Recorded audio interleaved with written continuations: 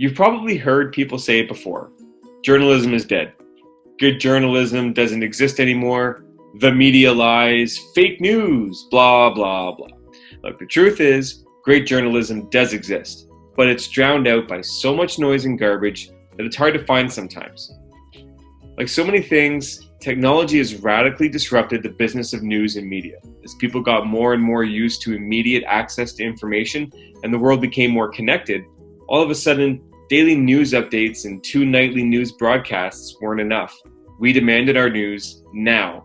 So they gave us 24-hour news stations like CNN and Fox. But those still weren't enough. The internet brought us countless news sites, blogs, vlogs, and of course, the great news minefield that is social media.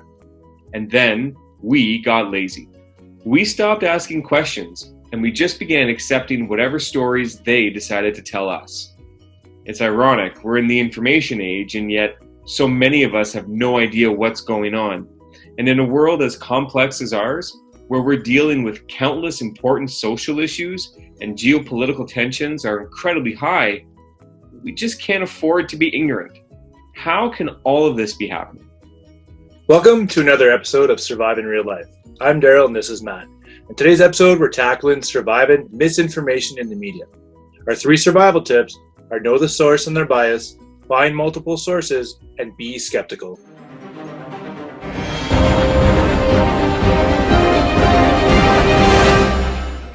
Let me start by declaring my bias. I am a former journalist.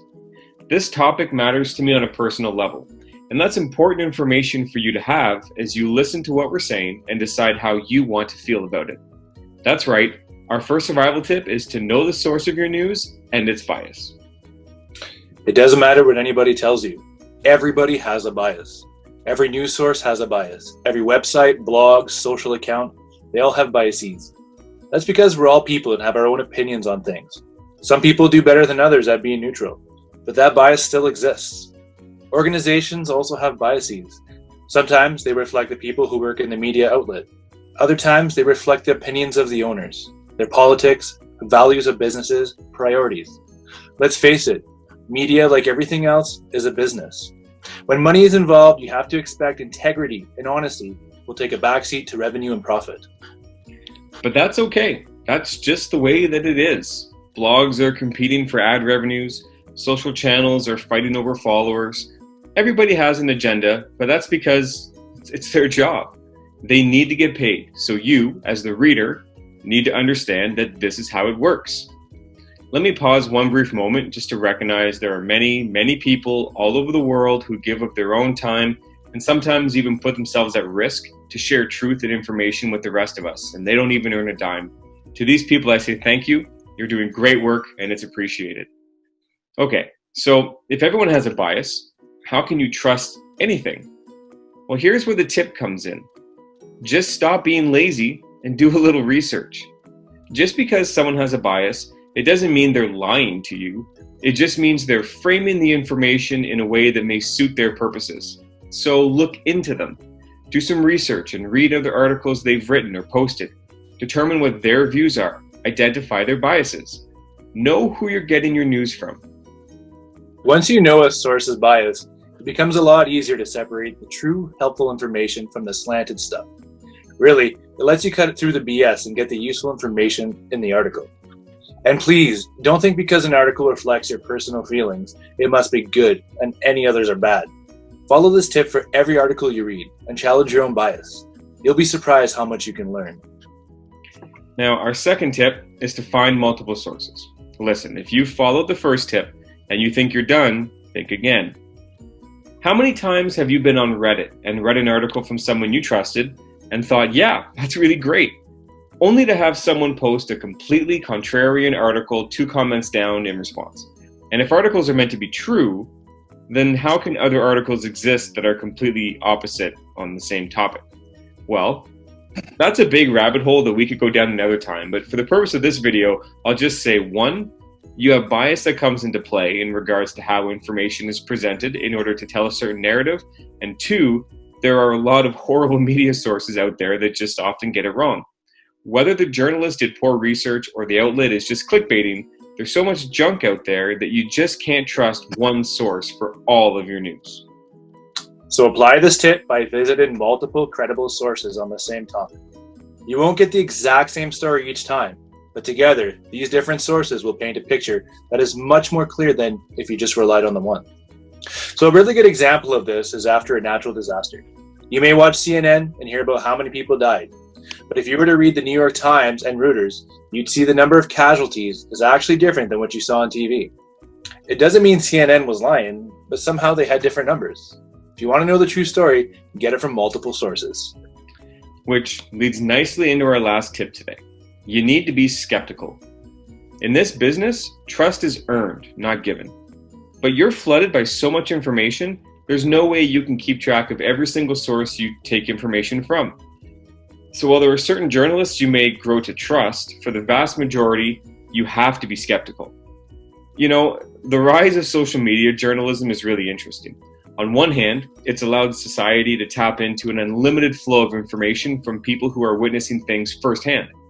On the other, it's completely taken away any sort of quality control, checks, or balances that used to ensure fact-checking and ethics were central to any good news piece.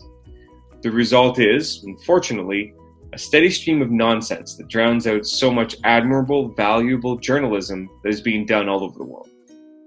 Trust in these sources just because they tell you what you should is irresponsible.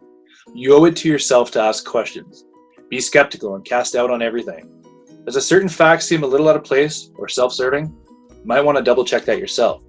Is a journalist unusually opinionated in the article? Might be worth asking why. And if you should trust how they're using facts to back up those arguments. If you're skeptical, you'll find yourself identifying journalists and news sources that you could come to trust, while tossing all the garbage out along the way. You'll find the information you take is more accurate, and you can share it with your friends and family with confidence. You can use it to make decisions and take action, or to help frame your personal beliefs on something like race issues, for example. Why would you ever trust someone with that responsibility without seriously testing them first? So if you haven't noticed, there's a common thread in today's video, and it's about not being lazy. If you want to get the most out of your news, then you have to put in some work too. There are some great journalists out there that you can find who will change your life, but you have to find them. Equally, there are some folks out there who just want to poison your mind, and they will if you let them. That's where our bonus tip comes in. Everybody on the internet, in news, media, and pop culture, they all want to tell you something to make you think a certain way. If you want to survive in this environment, you need to learn to think for yourself. Follow the tips above and then run it through your own mind. What do you think about the issue? You have the facts in front of you, which you confirm through multiple sources that you trust. So now, what do you feel about them? Only you should decide how you feel about anything. Don't let loud, noisy, self-serving media and people tell you how to feel about something. If you let that happen, you're just letting them play you to serve their purposes. Now remember, the media is there for you, to inform you, to teach you, but not to tell you. You decide what to do with the information you receive. So to recap today's tips, start by doing some research so you know who is giving you information and what their bias is. Once you have that, confirm the information through multiple sources and always be skeptical of the information you're receiving until you've developed trust with that source. The bonus tip was just to think for yourself. Ultimately, it's your responsibility to go looking for this information and put in the work to ensure it's accurate so you can base how you feel about something on good information. Today's world is not the place to be uninformed. Survival starts with knowledge. We shared some with you today. Now it's up to you to do the rest. Thank you for watching Survive in Real Life. We offer these tips as suggestions based on what we've experienced in our lives. If you enjoyed our survival tips, please like the video, share it, and subscribe to our page for more weekly episodes.